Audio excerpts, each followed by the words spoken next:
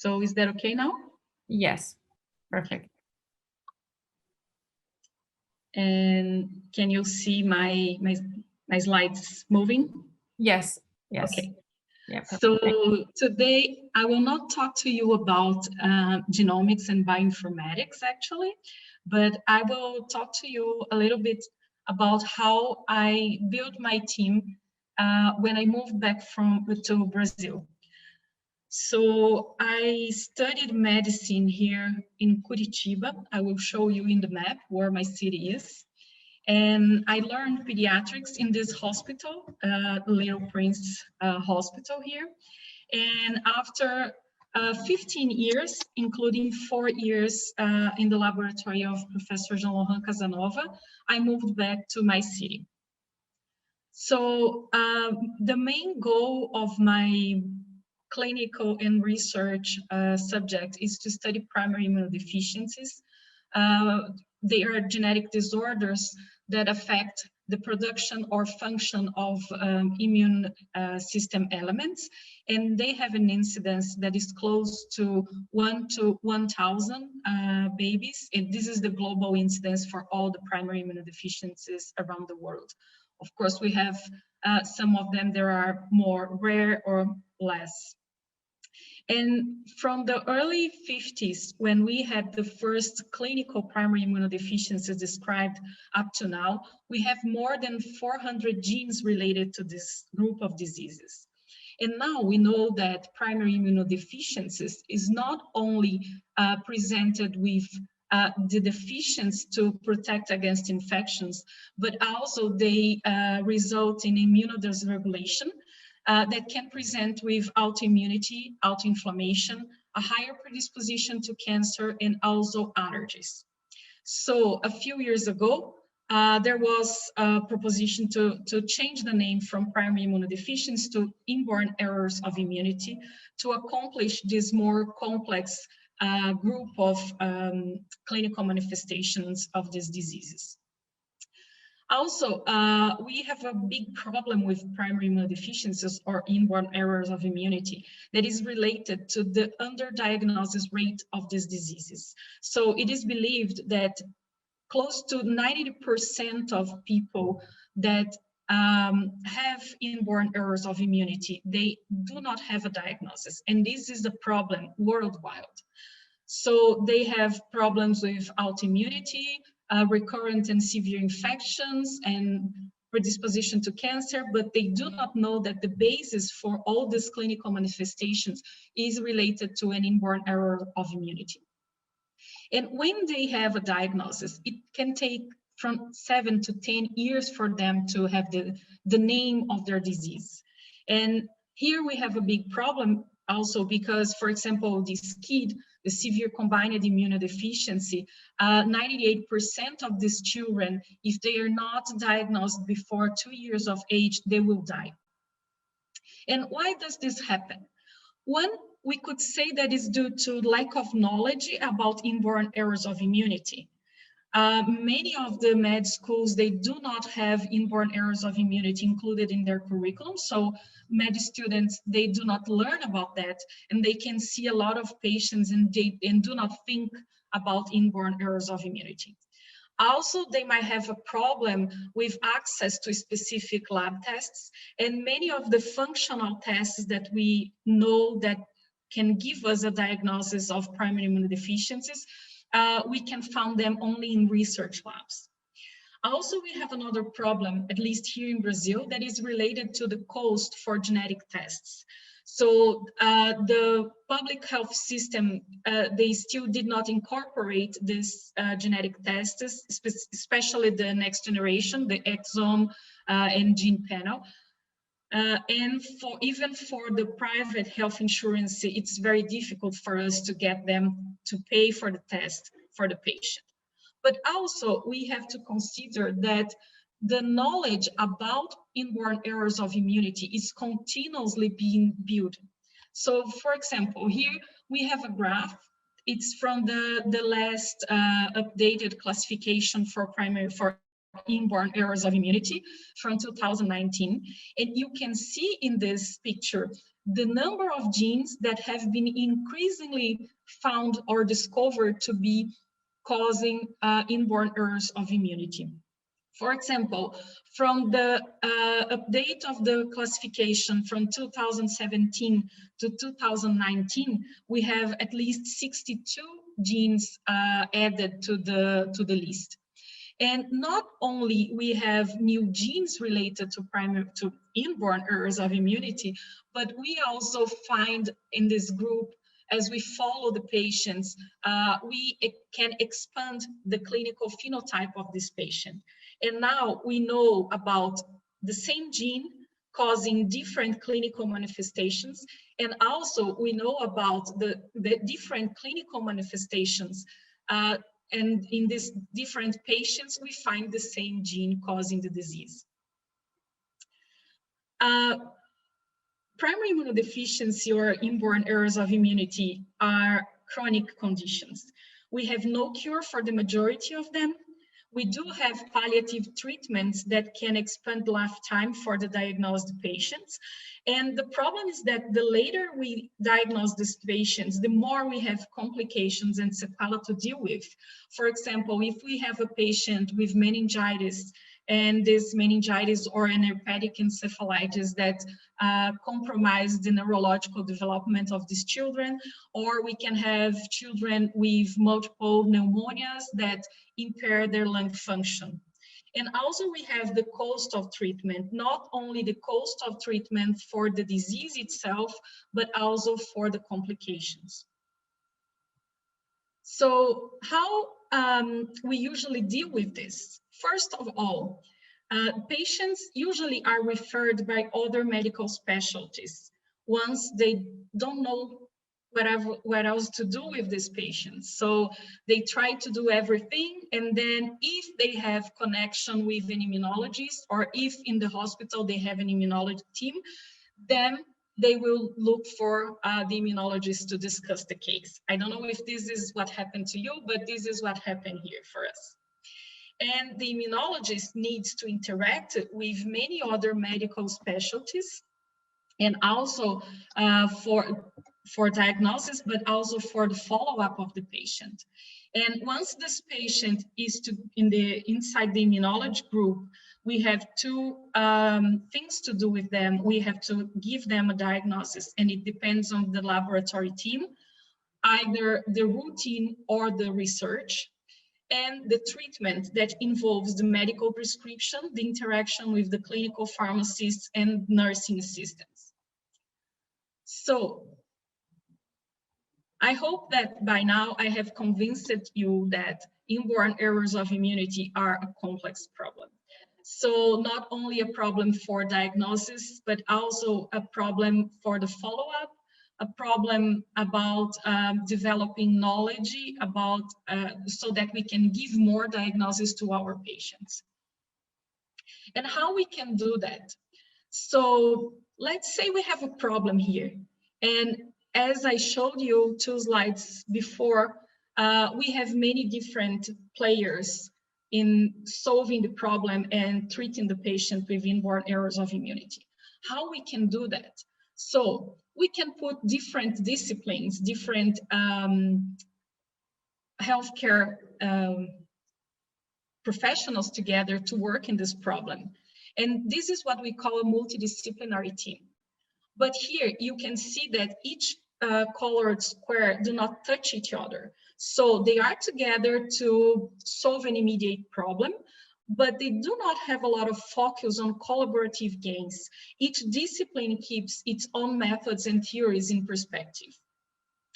If we put them a little closer and we connect them a little bit, we have what we call the interdisciplinary form of working. So here we have different people with a common project, and the areas exchange knowledge. There is more integration and there is synthesis. And from here, we can generate new knowledge. And this knowledge is less fragmented and more dynamic. But also we can go further and we can break frontiers. So as here we are at the UCERN Congress, society that proposes that the science without frontiers.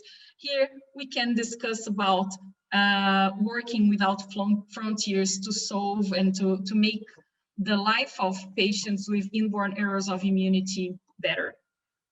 And how the transdisciplinary team work. The integration is continuous. There is no discipline frontiers, and no knowledge is more important than other. And from here, we can build common concepts and also new knowledge.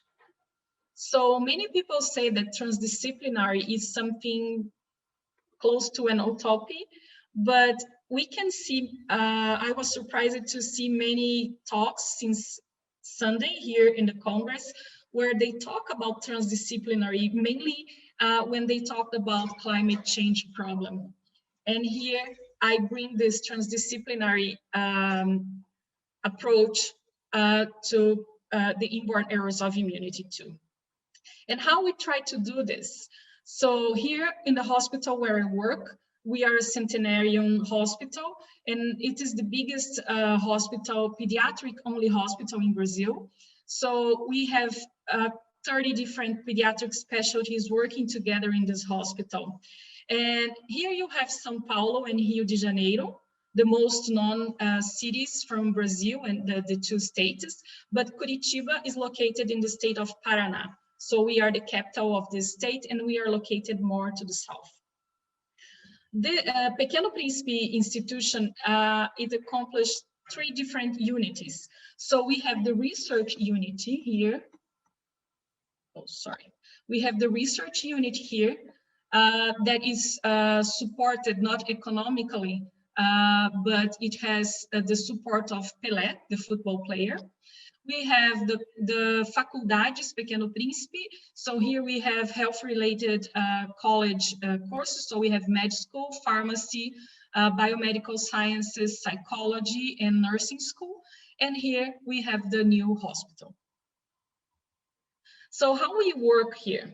We do have the patients referred by other medical specialties, but we also do an active search for patients. So every week we go to the intensive care units, for example, to look for patients with severe infections.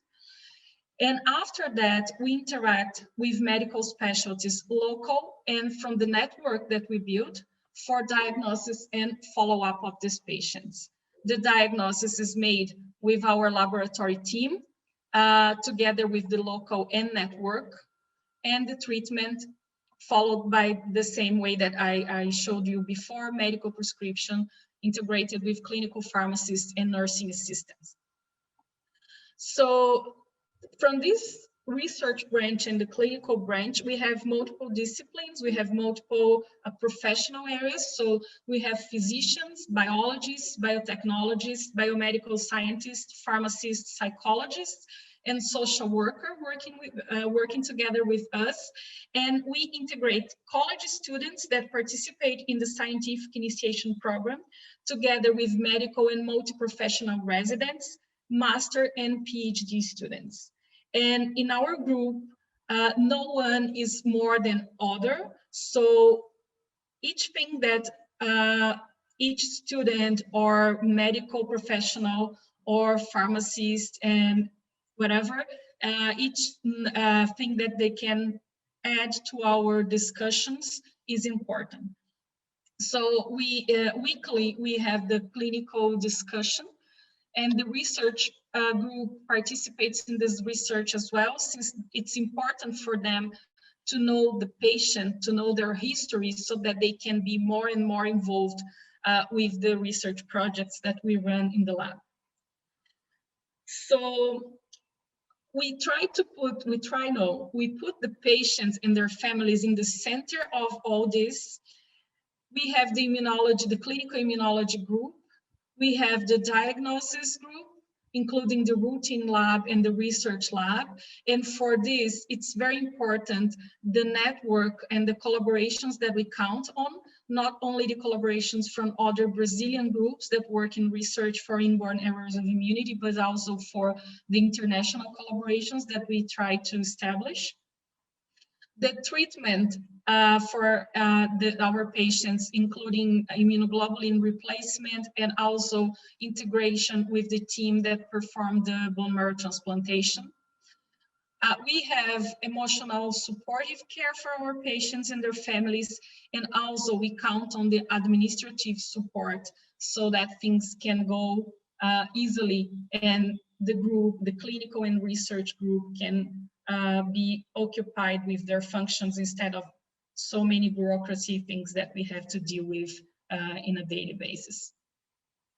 So this is not separated, it runs all integrated at the same time as proposed in the transdisciplinary model. And also from this, I want to show you a little bit of what we have been doing in the last years. So I moved back to Curitiba in 2013, and I started establishing my group with more people in 2015-16.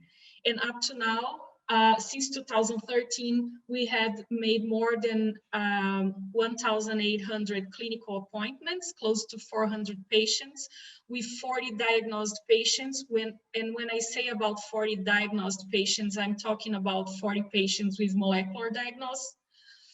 And these patients, they come from 17 different cities in our country and from 4 different states: Paraná, Santa Catarina, that is just below Paraná, but also from Acre, close to the Amazon region, and Pernambuco from the Northeast region in our country. So in median, these patients traveled close to 400 kilometers, which by car would be 7 hours and 40 minutes one way, and 7 hours and 40 minutes to go back home to get diagnosed for inborn errors of immunity. And the maximum distance to our patients is the patient from Acre, who traveled almost 4,000 kilometers to be diagnosed. So this brings us another question here. So here's Acre, where the most distant patient came from. In this area here, we have Pernambuco. We are here, and the patients from Santa Catarina are here. So most physicians and research laboratories working with inborn errors of immunity are located in this region here.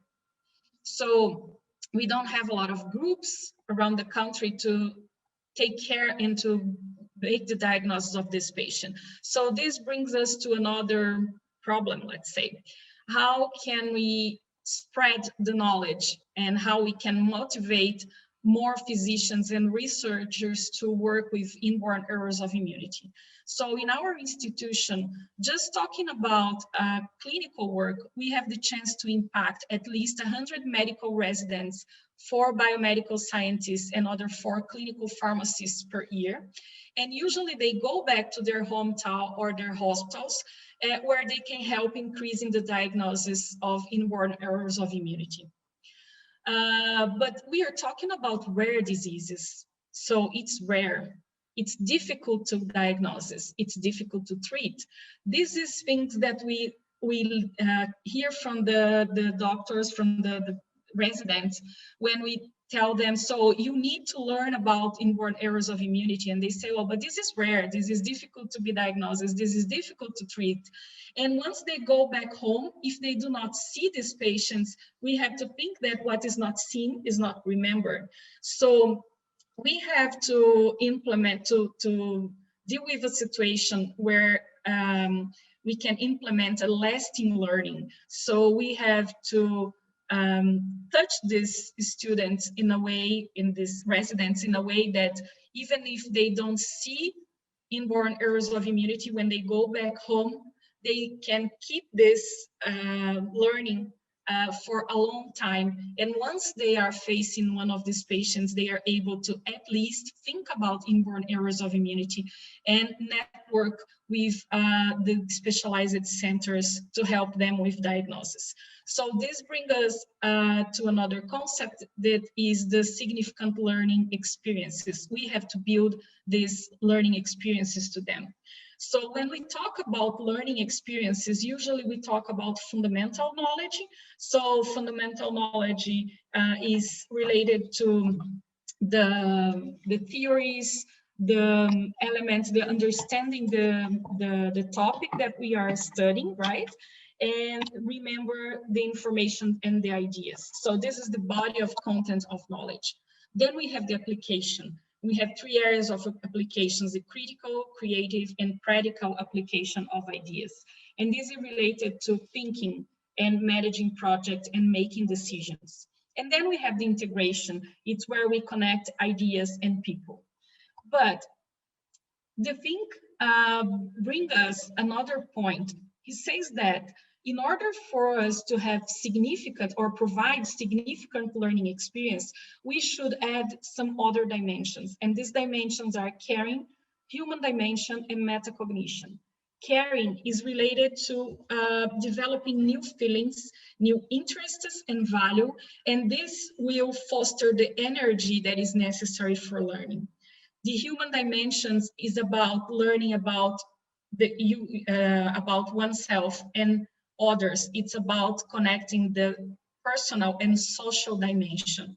And the metacognition is about learning to learn, is about providing the students an opportunity to make them better learners. So Bloom has already talked about this, but he brings us this idea of significant learning experience in such an hierarchical way. So we have, let's say, steps to follow so that we get to this experience of learning. And what the thing brings to us is that these different areas should be interconnected, interactive, and they should happen all at the same time.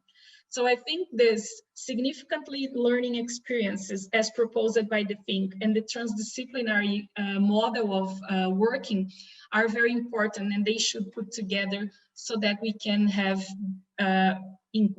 better diagnosis and learning more and understanding more about the inborn errors of immunity. So this will take us to the discovery of new disease-causing genes and new treatments, developing new diagnostic tools, improving diagnosis and clinical follow-up. And with this, we can increase survival rate with a better quality of life for patients and for their families. So I would like to thank to you for your attention, to my local team. Some of them you can see here, so some of the students in the pictures that I bring to you, and also for the network that supports me with a lot of discussions and opportunity for diagnosis and lab tests that I don't have here, and we exchange all this for the benefit of our patients. So thank you.